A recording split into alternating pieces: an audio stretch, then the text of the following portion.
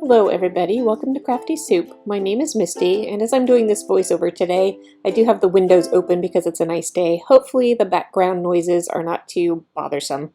So let's get to today's prompt, which is to scrapbook a story that turned out better than expected, and for the technique to use two different font titles. So I've got both techniques going on today.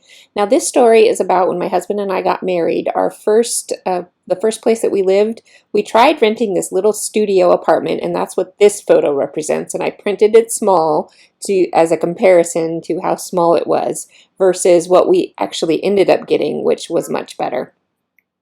So that's my story for today, and I am using this kit from the SET magazine company, and it's an autumn kit, but it has a lot of house themes in it, so I thought that was perfect.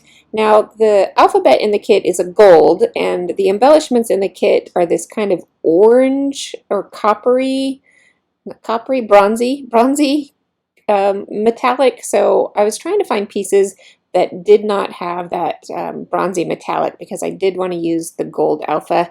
And so I picked out all the pieces that I thought would work for this set from that particular kit. And if that kit's still available from their website, I will give you a link in the show notes. It may be still available. Anyway, I'm sorting through my papers and doing the same thing, just picking out things that I think will work. And this paper right here with all the houses on it was the reason I pulled this kit out to use, because that's going to be the base of my page, and it was just perfect for the story I wanted to tell. Now this blue is going to be a long column to hold my title, and kind of I'm going to do some comparison journaling of the studio apartment that we could have gotten versus the two-bedroom apartment that we ended up in. So that whole column is going to contain my title and some comparison journaling.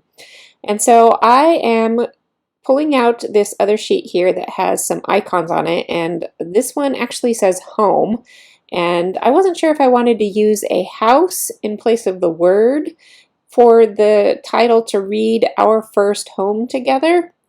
I kind of like the idea of using just the house there, but in the end, I didn't like that it matched too much with the background paper, so I went with that word that says home. And I did outline the letters a little bit, and see there you can see me switching it up to see which one I liked. So anyway, I outlined the home word with a black pen because it wasn't bold enough, and so I think that solved the problem that I was having with that piece for me, and I ended up going with that piece. And then I'm taking my photos and I'm going to split them across the layout so that that title and journaling is a dividing point. And I'm fussing with which pattern papers I want to use to layer behind my photos. And because I'm feeling so indecisive, I pulled out my temporary tape runner, which I don't usually do, and I'm putting everything together with temporary adhesive. And in the end, I didn't really change anything around, but for some reason I just wasn't feeling certain. So now those photos felt a little bit big to me, so I did trim them down just a little bit, and I'm just going to hand trim them out of their matte paper.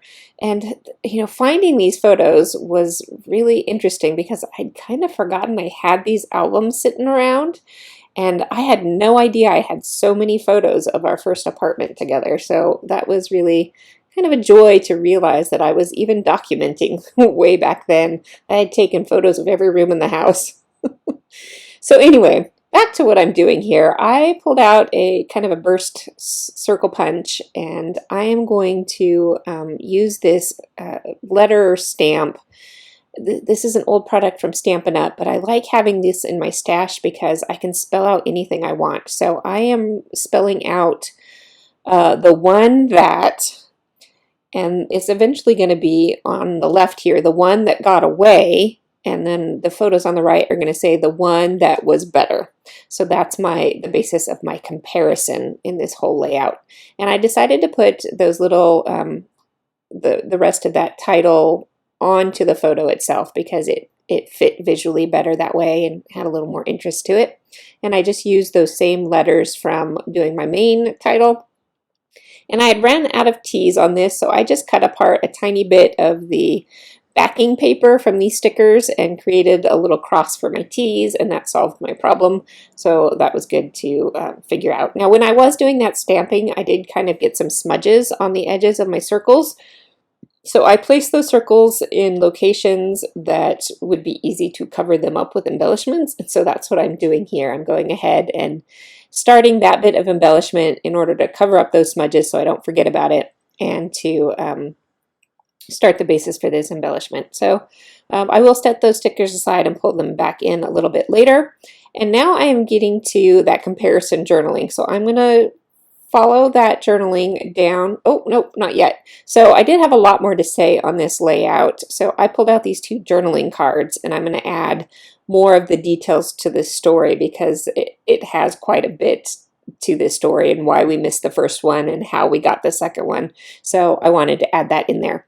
Now I'm doing that column of comparison journaling, and so I'm using these enamel dots kind of as bullet points to each point of comparison, but above the bullet point is associated with the photo on the left and also has an arrow stamp, and below the bullet point is associated with the photos on the right and has an arrow stamp facing that direction as well. So I made it both kind of an embellishment bit and a journaling bit kind of all at the same time. And because I wanted to flow that element all the way down the block, I did put the date and some more enamel dots up there at the top to kind of create that even flow. And then I am turning to finishing up embellishment touches, and the stamp set from this kit had the word grateful in it because it was an autumn kind of Thanksgiving style kit. But the word grateful definitely fit, the word cozy fit, and I'm building up just little clusters of embellishments here and there to add some warmth and texture to this layout. And let's see, what's coming up next? Oh, I'm wanting to put in a few more of those gold sticker pieces so that it feels more cohesive. And then inside this kit was these little wood veneer buttons. Am I getting to that part yet? Nope, I'm still going with some of these embellishment pieces. Okay, with these wood veneer buttons, I could not get my thick twine to thread through them. So here is a tip. If you're having a hard time with thicker ribbons twines threading through holes, this tool is called a needle threader, and it's available in the sewing department of most craft stores, and it has a little wire tip to it. Now, it was hard to show up on screen, but you put that wire tip through your hole, thread your ribbon through the wire loop, and then you pull it through. Because it's a thin, flexible wire, it is easy to thread and easy to pull through. So that's my tip for you. And with that, the layout is finished. I did add a little acorn cut up part from the back of a pattern piece of paper because that is another piece of the story that I didn't get in my journaling, so I'll have to add that later. Even with as much journaling as I did, I still didn't get the whole story on there. So a little hidden journaling will get tucked in somewhere later. I hope you enjoyed this layout. I was thrilled to have this story to tell today. I will be back tomorrow with another Layout It Day video for you, and this project is wrapping up soon, so join me in the home stretch, and I will see you next time.